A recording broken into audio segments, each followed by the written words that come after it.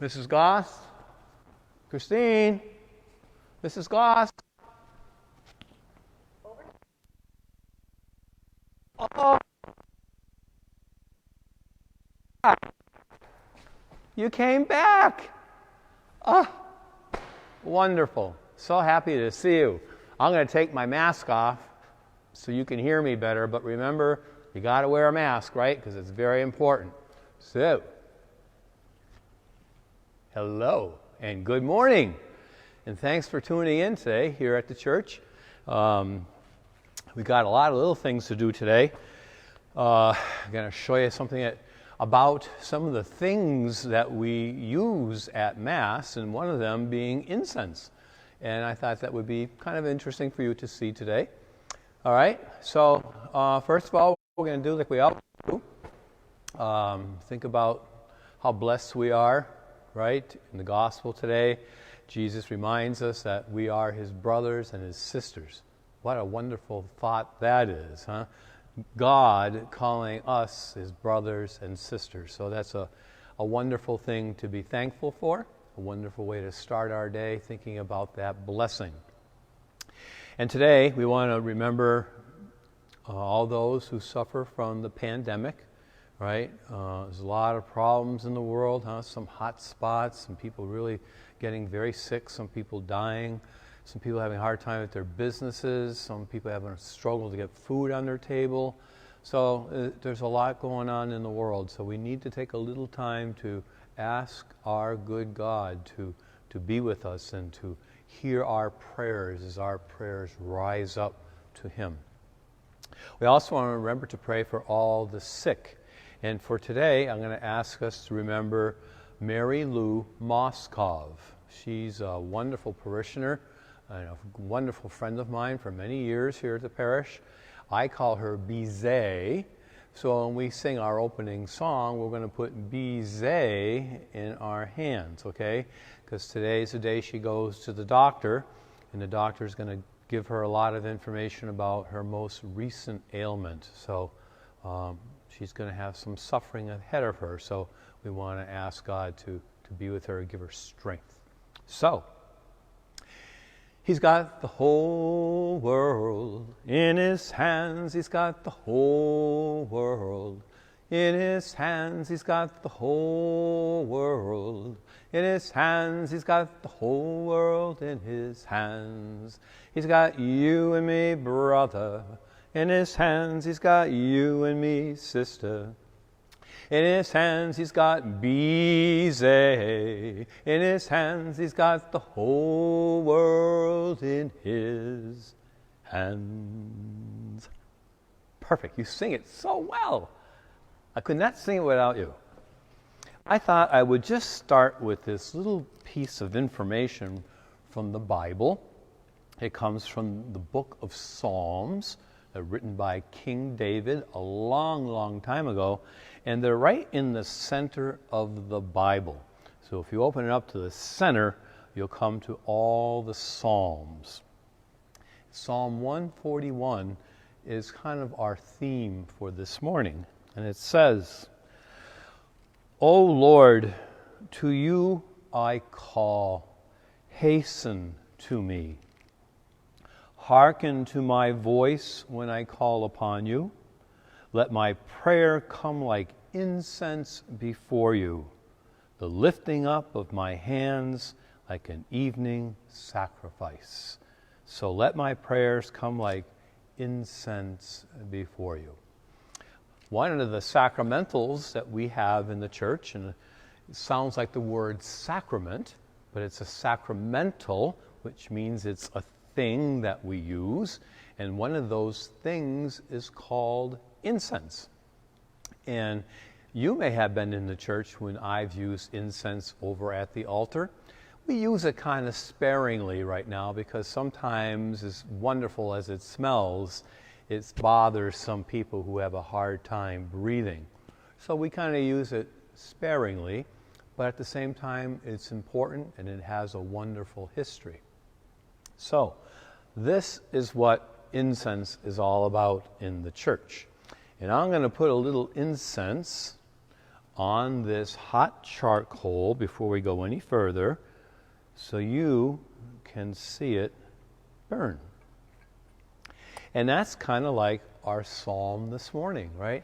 Our prayers rise up like incense. Where do we kind of think heaven is? We kind of point to the sky, right? And so our prayers like incense go right up to God. God always hears us and sees us.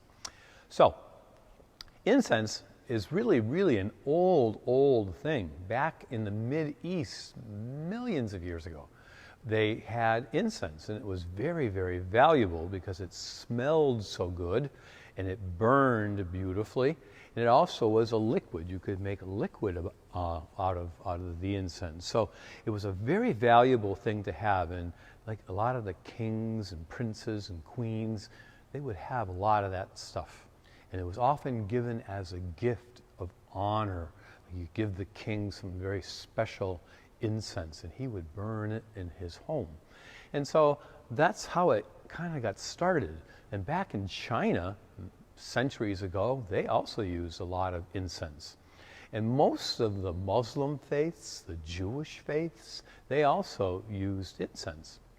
And we can see that even in the Old Testament, they used to burn sacrifices and offer their sacrifice to God, whether it be the newborn lamb or whether it be fruits and vegetables that first came out of their gardens. They would often burn it, and that smoke would rise up to heaven, right? We can't give God anything. We can give him ourselves, but physically we can't give anything. So we make the sacrifice, and in the smoke is like our gift going up to heaven. So that's kind of why we use it in the church, as a sign of our prayers rising up to heaven. Now it's interesting, in our church, we use all our senses, our eyes, right? We see the color, we see the shape of the altar. We use our ears, right? So we hear the readings, we hear the prayers. We use our smell when we smell this wonderful incense. And oftentimes when we burn incense in the church, you can come into the church 2 hours later and it still smells beautiful in here because it has that incense that kind of just permeates everything. And we use our hands, another sense, right? When we have communion, our taste, when we consume Jesus in the shape of a host in the Eucharist. So we use all our senses. So this is a kind of a help for our prayer, because we can almost see our prayer, our souls, our hearts rising up to God. So it's a nice thing to have. We use it on very high holy days.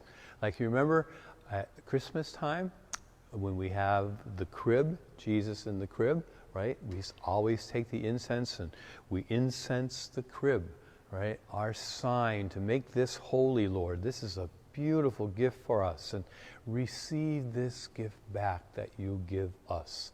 So we use it there. We use it at funerals. I always incense the casket. Again, a sign of purification of the person who died, and a sign of that person's spirit rising up to God. It's all that rising up to God that's so important. And that's why that psalm was important today, because we're asking God to hear our prayer. And so we let our prayer go up to God, and God hears us. So it's all this symbol that we can see with our eyes and our ears and our smell. So it's so good for us. So I also use incense sometimes before I read the gospel. Sometimes I'll incense the altar. You'll see me do that. And sometimes I will incense the gifts of bread and wine. Now on the altar, I kind of ask God to make these gifts holy, and then to receive these gifts. Okay? So very important. Just little things, but important. So we have a few thuribles, okay, or censers. Thurible is the real word for what we use to hold the incense. Okay, this one here is very, very old. I would say this is probably 200 years old. It goes back that far. And this was Father Peter Sullivan's. And he found it in an old church long time ago. And he used to have it hanging in his home because it's so pretty and it's so unusual. And when he died, he left it to me. So I have it. But it's hard to use because it's so old. But anyway, it opens up sort of like this. And then we put the incense in there. And then we would swing the incense, okay? And the more you swing it, the more the air hits the hot charcoal and the more smoke you get. And I like smoke. So, holy smoke. All right, so that's an old one. Here is another one that we have. This one's a little bit newer. And I'll show you kind of how it works. It's very easy. It just opens up. Some of my altar servers who might be watching would know how to do this. Take a piece of charcoal, which looks like this, almost like the briquettes you would use on your grill, except they're a little bit bigger. So it's the same concept. So we would take that, we would put it in here, and then we would take the lighter, and we would light the charcoal. And the charcoal gets real hot, like you see there. And we would take the incense, which is in here. This is called a boat, B-O-A-T, boat. And we put the incense in here. And usually the server would bring it up to me, and I just make the sign of the cross over it. And then we take the incense, and we place it on this burning coal, and it begins to smoke. And I close it, and then I would incense. Now, if it's a procession, and like say the bishop was here or something, the person who carries it is called the thurifer, because the thurifer carries the thuribull, and he would swing it.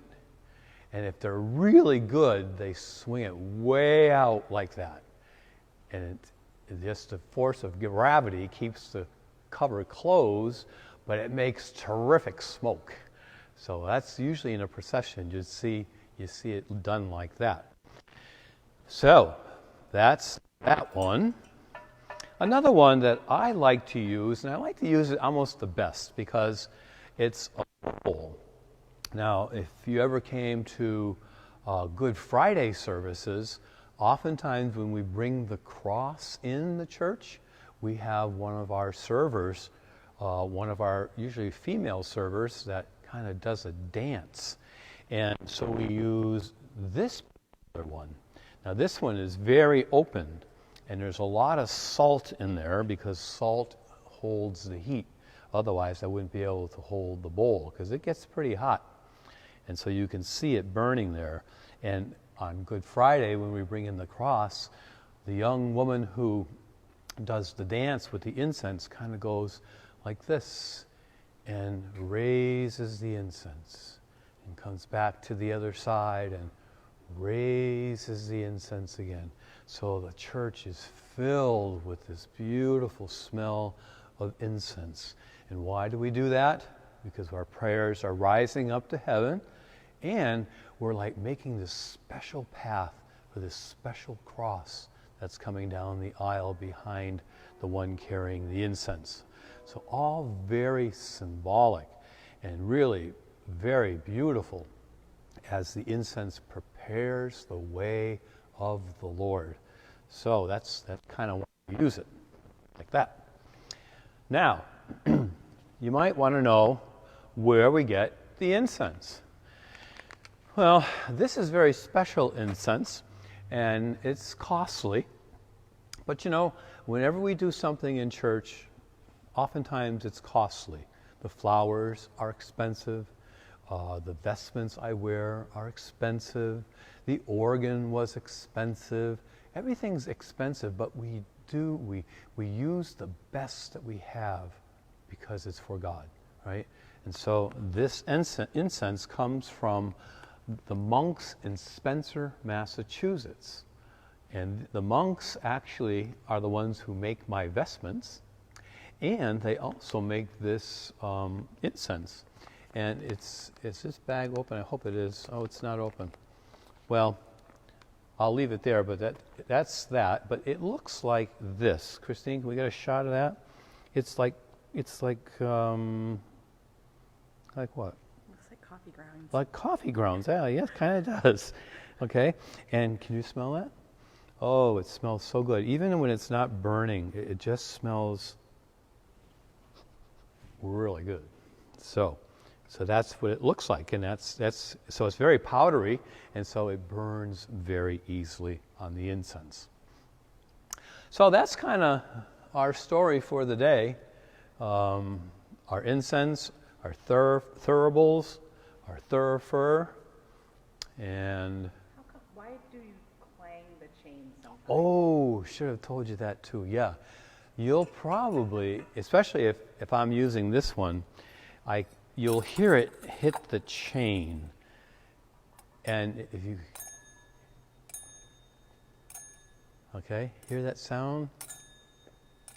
And it's really done that way, again, to bring attention, right? So we're using another sense. Not only are we seeing this, but it's like this beautiful instrument making the music to raise our voices and our prayers up to God. So it makes a nice sound. And I like to do that, especially over the casket. When I bless a casket, I always let it clang a little bit. And it's almost like a holy sound, almost like a bell.